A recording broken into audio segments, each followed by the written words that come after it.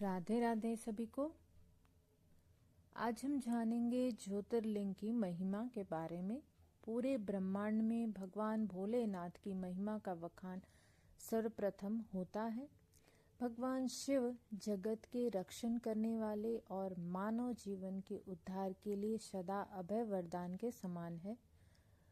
वे सदा संकट दूर करने वाले और स्वयं कालचक्र का समावेश करने वाले माने जाते हैं।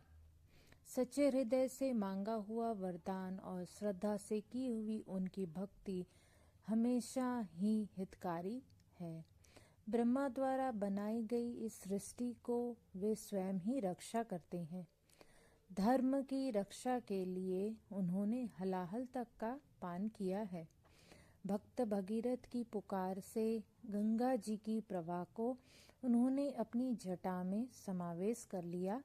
माता पार्वती की कठोर तपस्या से प्रसन्न होकर उन्होंने उन्हें अर्धांगिनी के रूप में स्वीकार किया है। पृथ्वी वासी रक्षा और सदा भक्तों के बीच में रहने के लिए उन्होंने स्वयं को ही 12 कुंज में विभाजित कर और पृथ्वी पर ज्योतिर्लिंग के रूप में विराजमान हुए। आज 12 ज्योतिर्मयी कुंज 12 ज्योतिर्लिंग कहलाती हैं। मनुष्यों तथा संसार के सभी प्राणी भाग्यशाली हैं कि जिनके बीच में स्वयं भोलेनाथ ज्योतिर्लिंग के रूप में विराजमान है। ये 12 ज्योतिर्लिंग में बसने वाले भोलेनाथ की कथा और प्रसंग भी अलग अलग हैं। भगवान भोलेनाथ स्वयं ही इन 12 स्थानों को उन्होंने स्वयं ही पसंद किया है। यह 12 ज्योतिर्लिंगों का नाम और स्थान इस प्रकार है।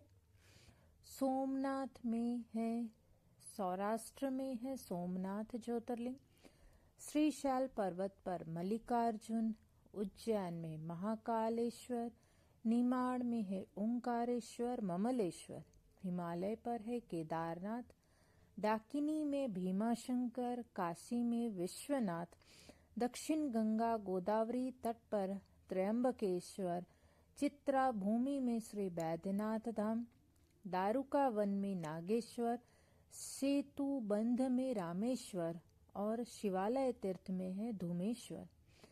कहने को ऐसा भी कहा जाता है, ज्योतिर्लिंग का तेज इतना असरकारक है कि सीमा के पहुंचते ही, सीमा पर जब एक शिव भक्त पहुंचता है तो वह शिवमयी बन जाता है और बिना उसके दर्शन के उसे और कुछ भी नहीं सूझता।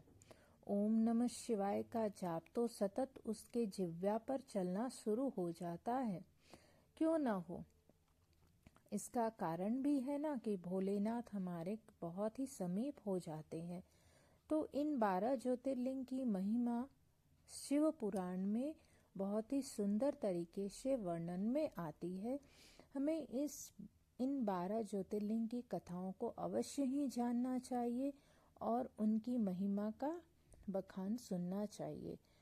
तो आगे मैं आपको इन 12 ज्योतिर्लिंग के नाम एवं कथा भी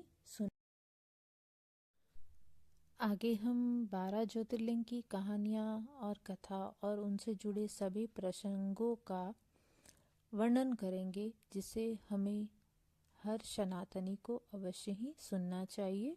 तब तक के लिए राधे राधे।